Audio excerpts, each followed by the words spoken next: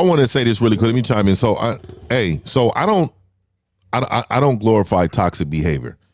No, he tapped out. So I don't glorify toxic behavior, but I just find it strange that like people categorize all of black people the same, right? Mm-hmm. We have every race. Have you ever heard of white trash before? That's about 5%. Black people, we got the N words. You know what they are. About 5%. Asians got them. Latinos got them. Everybody has those type of individuals that are toxic. But it's just funny how we don't point out the fact that there's a lot of thriving, good black people that do great things, but we won't talk about the Mardi Gras, right? We won't talk about the Mardi Gras where there's a whole lot of white women showing breasts, hooking up with men all day long and doing things. That's glorified. Oh, that's fine. We can walk down New Orleans Strip dancing with, and I throw some out for some beads. That's real cool, right? But the problem is that they group black people together as if we're all like that. I don't have a problem with your statement. I have a problem that you're grouping us in as if all of us glorify niggerism. That ain't who I am. We ain't rocking like that. Can I rebut? So he said the blacks. Every group, you are 100% right that every group has its group of niggas. We could just say it. Yeah, that's what it is. Everyone has a group of niggas. But the issue with what you said is that if you ask, black people are the only people, and listen, in the world, let's not say the United States, African American people are the only people in the world that give you trash culture in the mainstream. If you ask anyone to show you their best in society, they will show you someone who is married, someone who is a scholar, someone who does well in their community. But if you ask a black person, show me your best, you might get Cardi B. You might get Nicki Minaj. You might get NBA Youngboy, because we promote trash in the mainstream culture here.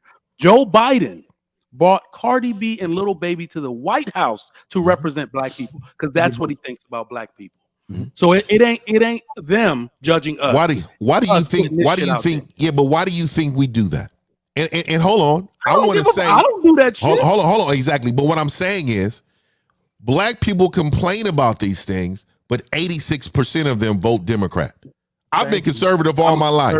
But you know what's crazy? When you say you're a black conservative, what do black people say? Oh, you're hold on.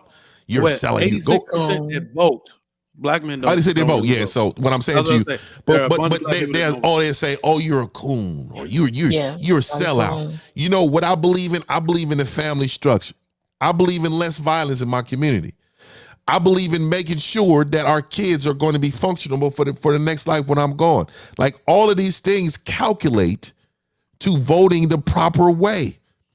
But we have a problem with individuals grouping us together. Look, I will tell you, you're 100% correct with our culture, American culture, because it's not that culture in Africa. Because my mom's Nigerian. I go back and forth to Africa. Like, this is like a fact. Like, don't let this fool you. You shouldn't admit that on YouTube. No. Don't let this fool you. Lump you in with me and chaotic now. Okay, I'm just gonna let you know. So like I've been to Ghana, Kenya, South Africa, like all my life. What I'm trying to say to you all is that it's a difference in individuals. People here, like Black History Month is a joke, right? We teach the history of what is looked like Roots is coming on. We celebrating slavery, but we're not talking about the Moors. We're not talking about when we're out in these countries ruling, taking over, we civilized Europeans. Like, why is this being taught? Because the loser of the war is going to tell the story. And right now, they're telling the story. The winner of the war. I'm sorry. The winner of the war tells the story. So right now, we're captured. We've been captured. And right now, the only way to get that back is to get our families back. The Freaknik is one of the small, look, okay, it's going to have his video, man, but let's keep it a band. Like, we know this goes on every weekend. The Freaknik goes on every weekend in the block near you. That I don't even know why people are afraid. You know what I mean? I don't know what I didn't see what that says, but look, go ahead. Jumping after you. I was going to say, first and foremost, can we just this is the reason why our community is a trash hole. You guys allow Chaos to keep on doing what he's doing, but you want to talk about holding women accountable. But your leadership is looking like what he's doing right now. First and foremost, I'm a Ghanaian, right? So when you start talking about Africa and saying it's a shithole because you want to make a joke, Chaotic, I have to ask a serious question about what your purpose is on this panel, what you're actually trying to do.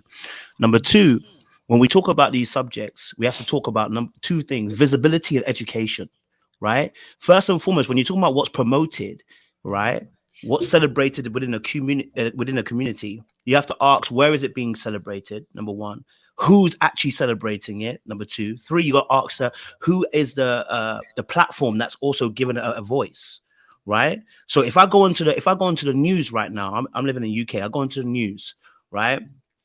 I can see maybe 4 or 5 news articles where they'll keep telling me how black boys have robbed something or been arrested or have knifed somebody to crime, right?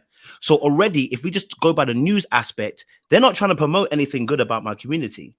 I'm already in a battle already straight away for visibility, right? That doesn't mean that there aren't good things that are happening within our community. It means somebody gets to control the narrative, which means I have to work harder, and other black males and other black women have to work harder to change that. And that usually comes through education, right? So then that educational piece means that we have to work harder in order to access these areas where we are building platforms that get to voice who we are.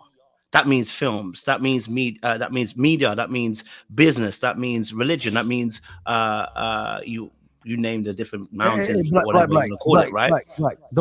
Black, real quick, don't explain yourself to that loser. He's the guy that went to prom and we took his girl. So you explain it to a fucking woman. Let that bitch cry and let him wear his little Walmart suits and write his little things because he's just what women do. So you're explaining. Manic. I don't think you took anybody's girl. I'm sorry. I don't think Trigger is still mad. Come on, Mike. You light skin. Y'all ain't been in style for a very long time. What? Mike. You ain't take nobody girl, nigga. Stop lying. Oh my God, Mike. Come on, Mike. Stop.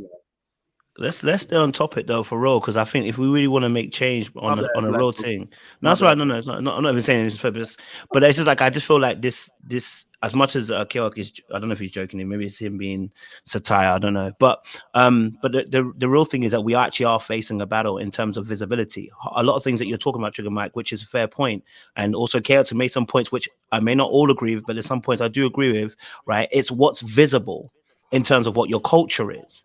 Right. And so if someone has the power to create a narration about what your culture is, guess what? They can choose to highlight the negative aspects of your culture and not the positive parts. So if that's the case, then we have to wrestle in those areas who have the power to be able to control narration.